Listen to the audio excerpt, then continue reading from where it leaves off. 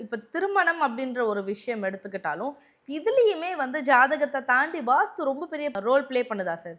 நிச்சயமாம்மா. ஏன்னா, அதுக்கு நானே ஒரு உதாரணம். நான் நெறைய நம்ம ஆதன்லயே சொல்லியிருப்பேன். நான் கிட்டத்தட்ட ஒரு ரூ. 5,00,000 பரிகாரம் பண்ணியிருக்கேன்ம்மா. அப்போ வந்து அ வாஸ்துவும், ஜோதிடமும், நம்முடைய வளர்ப்பும் ஒன்றோடு ஒன்று தொடர்புடையது. அப்போ அ நெறைய பேருக்கு நானு ஜாதகம் எடுத்துன்னு போய் குடுத்துருக்கேன். என்னுடைய ஜாதகத்த குடுத்து ரூ.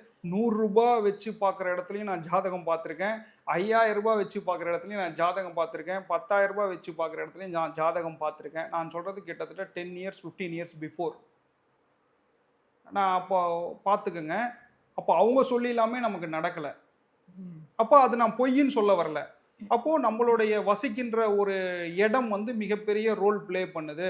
நல்லா நம்ம ஜோதிடம் பார்த்துட்டோம்.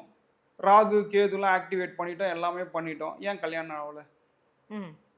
அப்போ அவங்க வீட்ல தென்மேற்கும், வடகிழக்கும் ப்ராப்ளமா இருக்கும். வடகிழக்குல படிக்கட்டு போட்டிருப்பாங்க.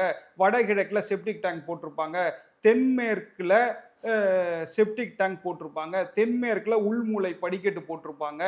இந்த ப்ராப்ளம் இருந்தா மட்டும் தான் அந்த வீட்ல இருக்கக்கூடிய ஆணோ, பெண்ணோ திருமண தடை ஏற்படுகின்றது.